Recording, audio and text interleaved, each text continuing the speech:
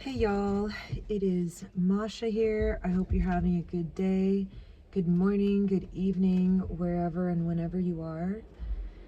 I just wanted to say hi and thank you all for your support and love.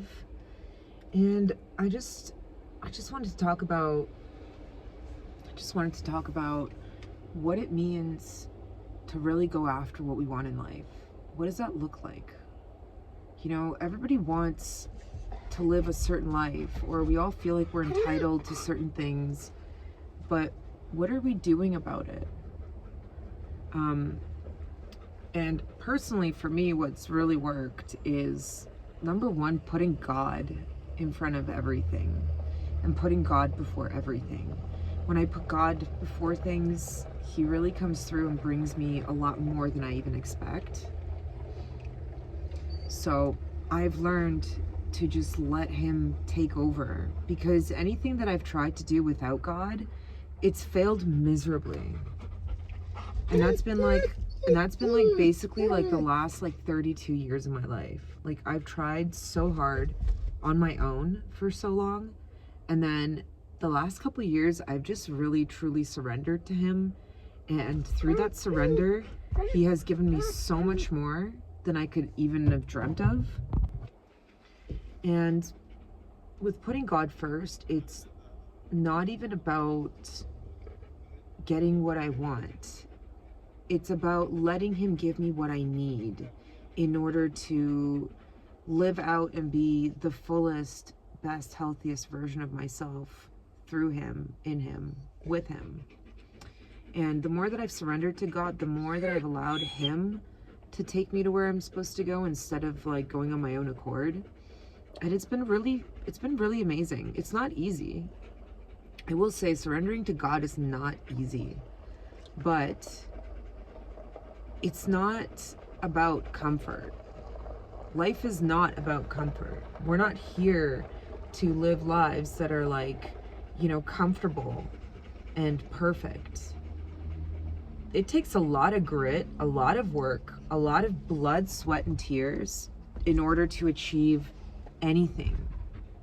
Truly.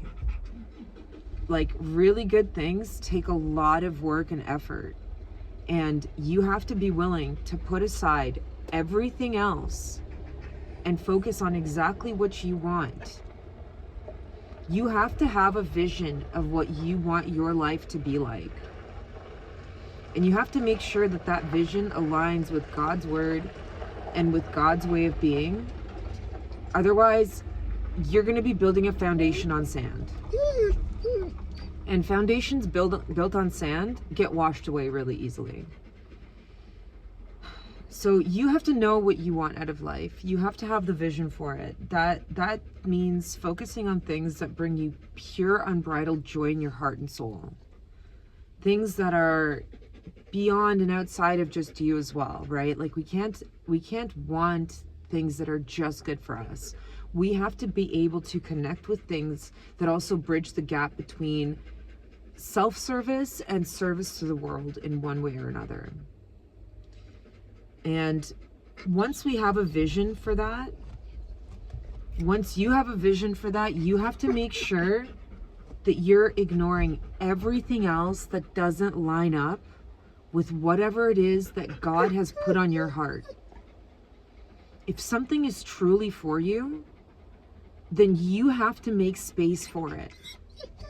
And I know that more often than not, yes, things will just work out as they're meant to, but we are so often in our own way from getting the things that we want and need from God because we are literally not even aligning with those things.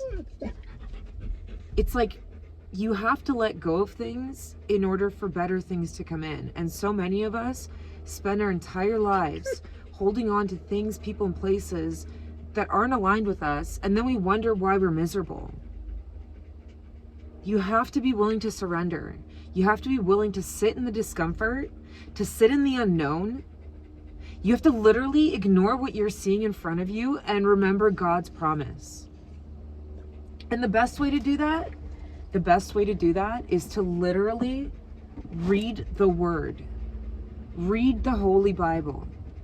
There is nothing in the Bible that you can't find that won't help you for your current situation. Literally, everything that you're going through, people have gone through it in the Bible. Everything, the good and the bad. This is the ultimate toolkit for how to get through life. And if you are especially somebody that has a calling, that has a certain life path that is a little bit different than what the mainstream is and what most people are doing, then you especially need to be lining up with the virtues and the teachings and the wisdom of Jesus and God, because that is the way. And it's helped me personally. I'll be completely honest with you. This is more of like a testimony for my life right now, because this stuff in here, these words, they are real. This is real, you guys. And anything that I've endured, it has been all for the glory of God. And it is an honest to God fact that I have been able to get through what I've been through because I've been able to read the Bible. I've been able to just sit with God, sit with Jesus, and let him do what he's supposed to be doing and what I'm supposed to be doing through him and through me. Without the Bible, I would be lost. Without these teachings, I would be completely lost, and I would be focused on the wrong things. I'll be completely honest with you guys. I would be a total goner if it wasn't for Christ.